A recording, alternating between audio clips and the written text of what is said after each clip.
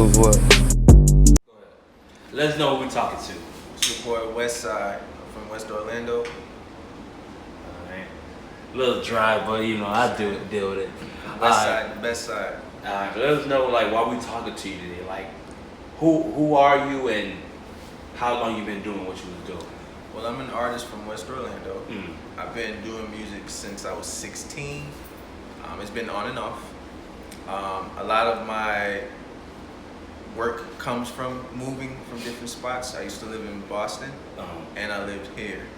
But majority of my work is done here. Okay, so like all the music you've ever done is influenced by. Yeah. Alright, so like what was like the reason that you started doing music? Like what introduced you to, you know, like damn, I'm gonna start recording or making beats or doing whatever aspect is like music related? Like what, you know, actually brought me to that? The first thing that got me doing music was when my cousin was making music. His name's Will Reese. He used to live around the corner from me. We would make some songs together. I learned how to make beats on an Acer laptop that he bought. It was a successful beat. We remade that one. Then after that, I stopped. Ended up moving to Boston, well, Waltham first. We lived in the shelter for about a year.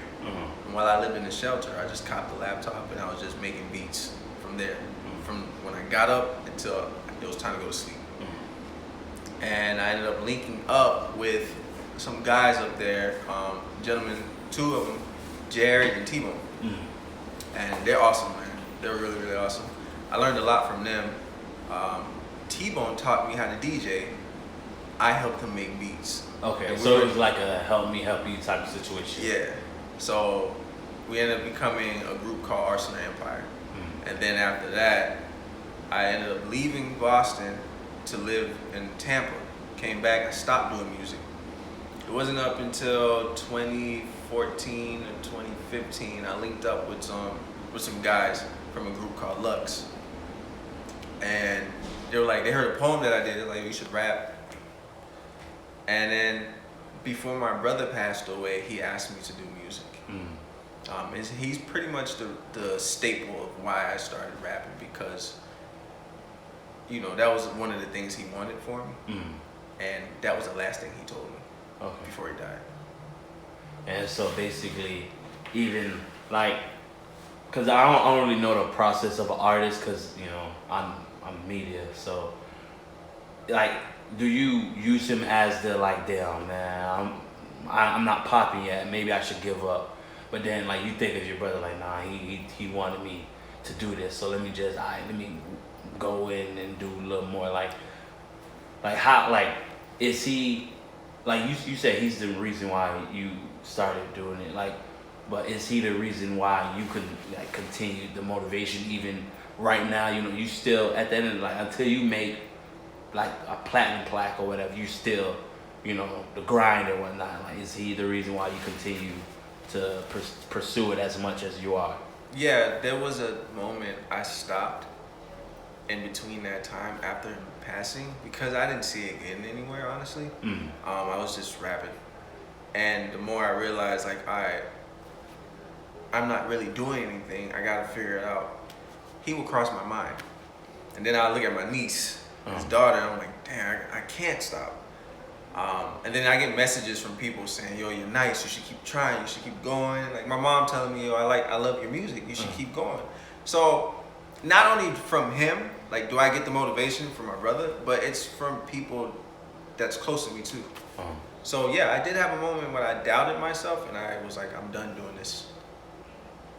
And I just picked it right back up, because I think about him a lot. So.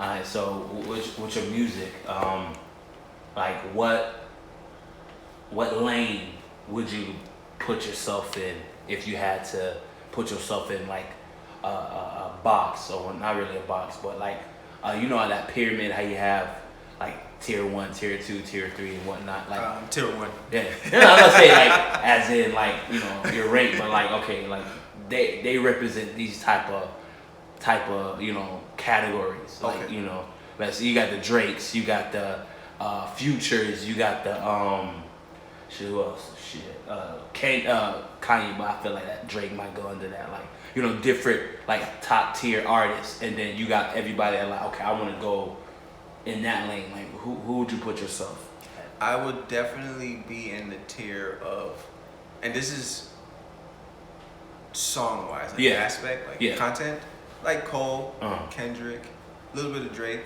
Uh-huh. here and there. The Joey Badasses, who else? Like ASAP Mob, like those guys. Cause I'm a storyteller, and pretty much tell people about my life, and I tell stories. But I also make music for fun too. Like if you trying to get turned to some shit like that, that's my category. Alright.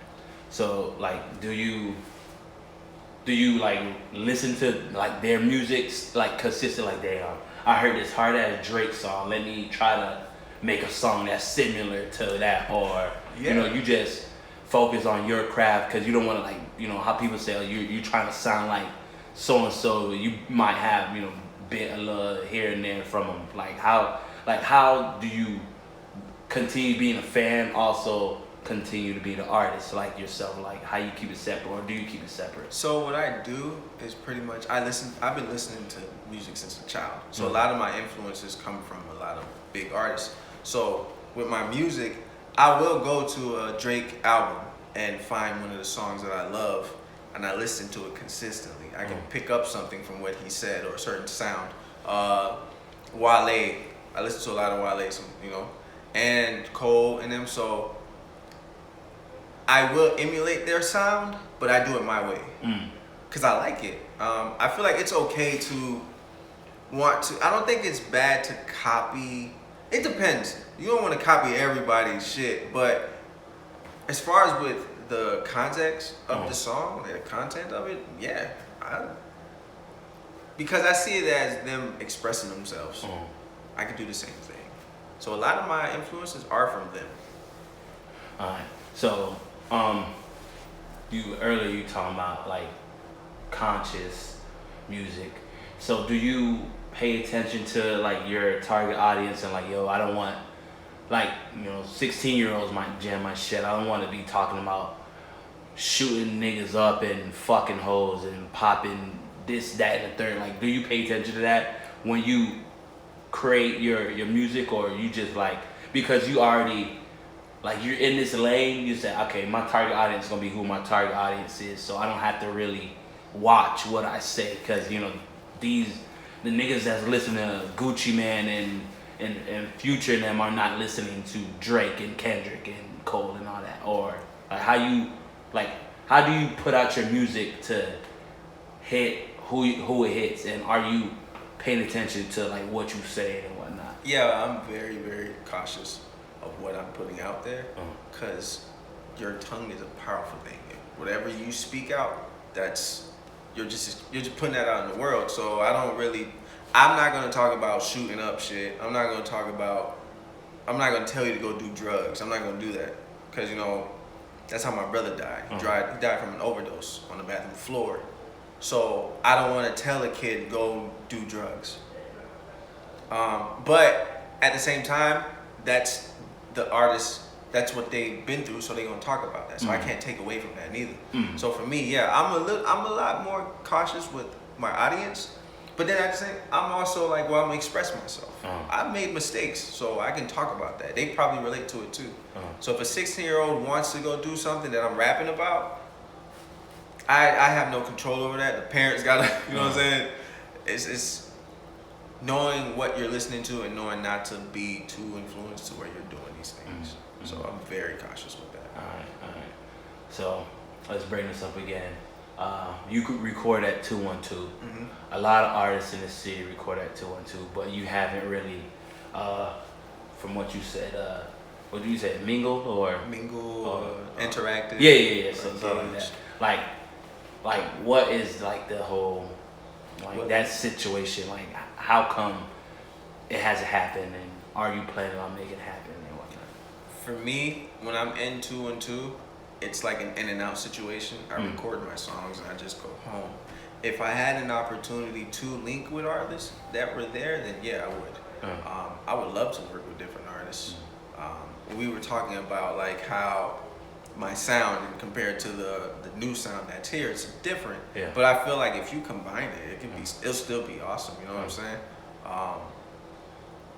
I want to. I would like to branch out and, you know, network and whatnot. Yeah. Build your brand and whatnot. Because, you know, at the end of the day, like, it's not that difficult. Like, well, you know, right now in 2020 with the quarantine and whatnot, you don't really see too many like networking functions. So like, you know, like I told you earlier, like you should be bigger than who you are now based off of your music. And so like, you know, with the whole networking thing, I feel like, you know, it's just shit. Like, you know, like you brought up Whoop and whatnot and Glock 9 and all that. Like it's certain artists, they're not too unreachable. They may not be like, yo, I can't hit you up on your number and hit you up, but you know. Yeah, I like Whoop. I listen to Whoop's music. I listen to Glock's music. I listen to who's another? I know there's some commotion going on. I listen to Pootie and all these guys, and they're pretty good. I like their music a lot. If I had an opportunity to work with them, I would, because they're great artists. I like Process, Will Reese, Dex Channels, Munjay Dave, and with these artists as well, like I have reached with them. I can actually hit them up and like, yo, I want to do something. But with like the other artists, it's kind of harder because they're really like up there trying to get to where they need to be at.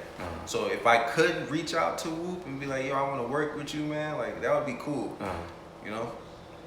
But again, it's just me in and out that studio. Yeah. So. Before we wrap it up, what else you got going on that you got to put in the atmosphere and whatnot? Well, I just dropped a song called Atlas. I'm getting ready for the video shoot from there, and getting ready to put some merch out.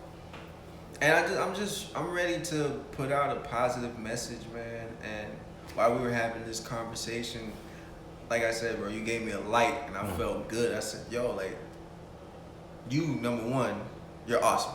So just always know that, like, can't nobody say shit about you. You is like number one out this bitch, bro. Yeah, for the haters, let them know. I think it was pretty cool. Like, I like the energy. I like the great conversations. So I want to continue doing that throughout my journey as an artist. So that's pretty much what I'm wrapping up. And like, I'm working hard in 2020. So when 2021 hits, I'll have stuff ready to drop. So all my projects, any song that I drop is gonna be like legit flame, like fire as fuck. Atlas is hard. Y'all go check that shit out, bro, cause that song hard as fuck. Yeah, let them know where we gonna reach you at, man. So if you wanna find me, you can look on Instagram, the Twitters, the Facebooks, the YouTubes and shit. Look, search Westxside, WESTXSIDE. The reason why I chose that name is because I'm from West Orlando, and I like the whole West Side thing. It's pretty cool. And my friends was like, yo, that name's hard. You should like keep it. Because my first name was my last name. I got tired of that shit. I said, I'm gonna just keep West Side. West Side's hard. But yeah. So Instagram, Twitter, Facebook, and YouTube, search Westside _. Yeah.